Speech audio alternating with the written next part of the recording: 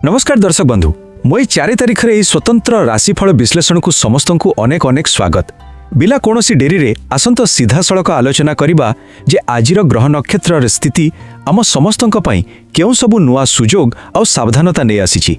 एही व्याख्या माध्यम रे आमे प्रतिटी राशिर टेक्निकी तथ्य उपरे एक स्पष्ट नजर पकाइबा। आजिर एही यात्रा रे आमे मोट 12टी जाक राशि को 3टी पर्याय रे कभर करिबा। प्रथमे मेषरु कर्कट राशिफल, द्वितीय सिंहरु बिछा एवं तृतीय धनुरु मीन राशिफल। ठीक अछि, आसंतु एहा उपरे नजर पकाइबा। मूल उत्सरे थिबा एही सुंदर स्वागत वार्ताटी ही स्पष्ट करूछि जे आजिर दिनटी किछि लोकंक पई खुशीर खबर आनिथिबा बेले आउ किछि लोकंक पई सतर्कतार घंटी। आमर एही विश्लेषणर मुख्य उद्देश्य होछि सेही सावधानता एवं सुजोगुडी को ठीक भाबरे चिन्हट करिबा। वर्तमान आरंभ करिबा आमर प्रथम विभाग मेषरु कर्कट राशिफल अर्थात प्रथम 4टी राशि। सर्वप्रथमे मेष राशि। मेष राशिर लोकंक पई आजी एक चमत्कार कहानी सामना को आसुछि। दिनटी प्रबल उत्साह आउ क्यारियर रे नुआ सुजोग सहित आरंभ हेबो। एहा एकदम बढ़िया कथा, किंतु एठारे गोटिए संतुलन रक्षा करिबा निहाती जरूरी। एही खुशी रे आसी अजथा टंका खर्च उपरे नियंत्रण हराइबा बिल्कुल ठीक नहे, बरम एही सकारात्मक उत्साह को निज संपर्क रे लगांतु, कारण प्रेम जीवन पई आजिर दिनटी बहुत भलो अछि। एबे आगु को बढ़िबा वृष राशि आडकु। मेष राशिर उत्साह ठारू टिके भिन्न वृष राशिर चित्रटी बेस उज्जवल आ उत्पादनशील देखा जाउछि। परिवार रे हस खुशीर परिवेश रहिबो आ बहु दिनरु अटकी रहिथिबा काम सबु शेष होई जिबार संभावना अछि। चाकरी करुथिबा लोकंक पई दिनटी विशेष फलप्रद हेबो, किंतु एही व्यस्तबहुल और सफल दिन रे निज स्वास्थ्य प्रति जत्नवान हेबाकू एही मूल उत्स दृढ़ भावरे परामर्श दैछि। काम चापरे निज शरीर को अवहेला करिबा ठीक हेबनी। मिथुन राशिर लोकंक कथा कहिबाकू गले आज एमाने एक शक्तिशाली आत्मविश्वास अनुभव करिवे। व्यवसाय रे आर्थिक लाभ सहित नुआ लोकंक सह भेटघाट आजिर मुख्य आकर्षण। हेले प्रतिटी भल दिन सह किछि रिस्क भी थाए ना। एठारे स्पष्ट चेतावनी हेउछि जे अनावश्यक जुक्ति तर्करु संपूर्ण दूरेई रहिबा दरकार। नुआ लोकंक सह मिसिबा बेले कोनोसी प्रकारर बाध विवाद जिमिति न उपुजे सेथि प्रति सतर्क रहिबा निहाती जरूरी। एबे आसीबा कर्कट राशि उपरकू। एमानक पई आजि होछि अत्यंत सतर्कतार सह पर्यवेक्षण करिबार दिन। तरबर होई काहा उपरे आखि बंद करी विश्वास करी बड़ निष्पत्ति नेबा आज बहुत क्षतिकारक होई पारे। धैर्य ही आजिर मूल मंत्र। तेबे खुशीर कथा हेउछि परिवार लोकंक दृढ़ समर्थन मिलिबो आउ आर्थिक लाभर भी बहुत भल संभावना अछि, अर्थात सावधान रहिले ही लाभ मिलिबो। वर्तमान आमे हमर द्वितीय विभाग को जिबा। भाग 2 सिंहरु बिछा राशिफल अर्थात मध्य भागर 4टी राशि। सिंह राशि पई आज आकाश पूरा निर्मल आउ सफलतार सूर्य उज्जवल रहिबो। यह प्रमाणित करुछि जे चाकरी आउ व्यवसाय उभय क्षेत्र रे आज एक अत्यंत अनुकूल समय मिलिबो। संपूर्ण दिनटी एकदम सकारात्मक मानसिकता सह कटिबो आउ विशेष करी संध्या समय रे एक बहु प्रतीक्षित शुभ खबर मिलिबार प्रबल संभावना अछि, जहाँ मन को आहुरी आनंदित करिबो।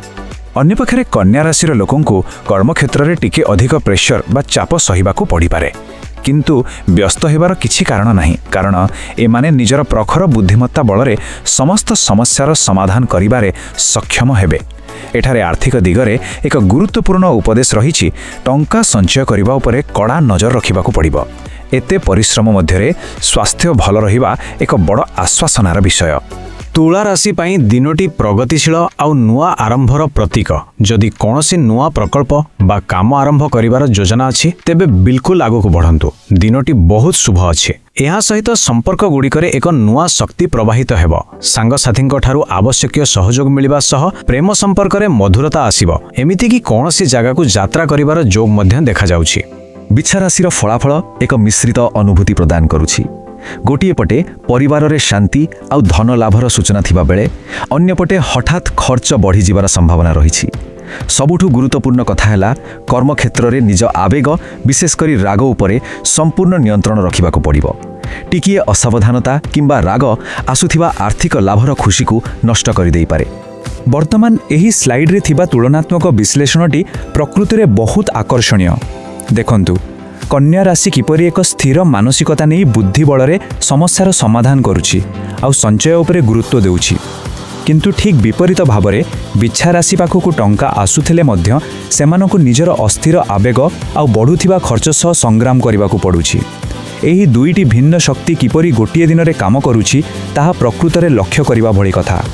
ଏବେ ଆସନ୍ତୁ ଆଲୋଚନା କରିବା ଆମର ଅନ୍ତିମ ପର୍ଯ୍ୟାୟ ଭାଗ 3 ଧନୁରୁ ମୀନ ରାଶିଫଳ ଶେଷ 4ଟି ରାଶି। ଧନୁରାଶିର ଲୋକଙ୍କ ପାଇଁ ଏହି ଦିନଟି ସତରେ ଏକ ଆଶୀର୍ବାଦ ସଦୃଶ ଅଟେ। ଆଜିର ଦିନଟି ଏତେ ଭାଗ୍ୟଶାଳୀ ଯେ ବହୁ ଦିନରୁ ଅପୂରଣୀୟ ଥିବା କୌଣସି ଖାସ୍ ଇଚ୍ଛା ଆଜି ପୂରଣ ହୋଇପାରେ। ଶିକ୍ଷା କ୍ଷେତ୍ରରେ ଥିବା ଛାତ୍ରଛାତ୍ରୀଙ୍କ ପାଇଁ ଏହା ଏକ ଏକ୍ସେଲେଣ୍ଟ ସମୟ। ଏହା ସହିତ ମନ ଆଜି ଆଧ୍ୟାତ୍ମିକତା ଆଉ ଧାର୍ମିକ କାର୍ଯ୍ୟକଳାପ ଆଡ଼କୁ ଆକର୍ଷିତ ହେବ, ଯାହାକି ଏକ ଅଦ୍ଭୁତ ଆଭ୍ୟନ୍ତରୀଣ ଶାନ୍ତି ପ୍ରଦାନ କରିବ। ମକର ରାଶି କଥା ଯଦି କହିବା, ଏମାନେ ନିଜ କର୍ମକ୍ଷେତ୍ରରେ ଆଜି ପ୍ରଶଂସନୀୟ ସଫଳତା ହାସଲ କରିବେ। ବ୍ୟବସାୟୀମାନଙ୍କ ପାଇଁ ନୂଆ ଲାଭଦାୟକ ଚୁକ୍ତି ଫାଇନାଲ ହେବାର ଦୃଢ଼ ସମ୍ଭାବନା ଅଛି। ଗୁରୁଜନ ଆଉ ବୟସ୍କମାନଙ୍କର ଆଶୀର୍ବାଦ ସେମାନଙ୍କର ମାର୍ଗଦର୍ଶନ କରିବ। ତଥାପି ଏହିସବୁ ବ୍ୟସ୍ତତା ଭିତରେ ଶାରୀରିକ ସୁସ୍ଥତା ଉପରେ କଡ଼ା ନଜର ରଖିବାକୁ ଉତ୍ସଟି ସ୍ପଷ୍ଟ ଭାବେ ପରାମର୍ଶ ଦେଇଛି। ସଫଳତାର ମୁହଁରେ ସ୍ୱାସ୍ଥ୍ୟକୁ ଅଣଦେଖା କରିବା ଜମାରୁ ଠିକ୍ ନୁହେଁ। କୁମ୍ଭ ରାଶି ପାଇଁ ଆଜିର ଦିନଟି ନୂତନତ୍ୱ ଆଉ ସୃଜନଶୀଳତାରେ ପରିପୂର୍ଣ୍ଣ ରହିବ। ମନରେ ପୁରା ନୂଆ ନୂଆ ଆଇଡିଆ ଆଉ ଚିନ୍ତାଧାରା ଆସିବ। ଆଉ ଏହି ନୂଆ ଚିନ୍ତାଧାରା କାରଣରୁ କର୍ମକ୍ଷେତ୍ରରେ ଖୁବ୍ ପ୍ରଶଂସା ମିଳିବା ସହ କୌଣସି ଆନନ୍ଦଦାୟକ ଖବର ମିଳିପାରେ। ଦିନର ଶେଷ ଭାଗରେ ନିଜର ପ୍ରିୟଜନ ଆଉ ପରିବାର ଲୋକଙ୍କ ସହିତ ସମୟ ଅତିବାହିତ କରିବାର ସୁଯୋଗ ମିଳିବ, ଯାହା ସମ୍ପର୍କକୁ ଆହୁରି ମଜବୁତ କରିବ।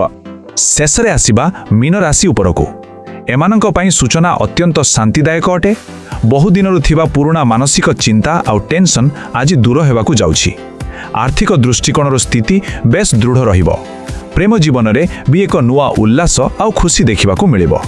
ସବୁ ମିଶାଇ ଦେଖିଲେ ସମଗ୍ର ଦିନଟିକୁ ଏକ ଆଶ୍ୱସ୍ତି ଏବଂ ଆନନ୍ଦର ଦିନ ଭାବେ ଗ୍ରହଣ କରାଯାଇପାରେ।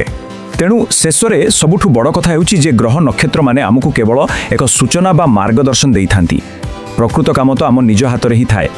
ଏହି ବିଶ୍ଳେଷଣରୁ ମିଳିଥିବା ତଥ୍ୟକୁ ଆଧାର କରି ଏବେ ଏହା ଏକ ବଡ଼ ପ୍ରଶ୍ନ ଯେ ଆମ ସମସ୍ତଙ୍କର ନିଜସ୍ୱ ରାଶି କ'ଣ ଏବଂ ଆଜିର ସମ୍ଭାବ୍ୟ ବିପଦକୁ ଏଡ଼ାଇ ଆମେ ଏହି ସୁଯୋଗଗୁଡ଼ିକୁ କିପରି ସର୍ବୋତ୍ତମ ଭାବେ ବ୍ୟବହାର କରିପାରିବା। ଆଜିର ନିଜ ଦୈନନ୍ଦିନ ନିଷ୍ପତ୍ତିରେ ଏହି ମାର୍ଗଦର୍ଶନକୁ ସାମିଲ କରି ଦେଖନ୍ତୁ। ଏହି ଚିନ୍ତାଧାରା ସହିତ ଆଜିର ଏହି ସ୍ୱତନ୍ତ୍ର ବିଶ୍ଳେଷଣକୁ ଆମେ ଏଠାରେ ସମାପ୍ତ କରୁଛୁ। ଅନେକ ଅନେକ ଧନ୍ୟବାଦ।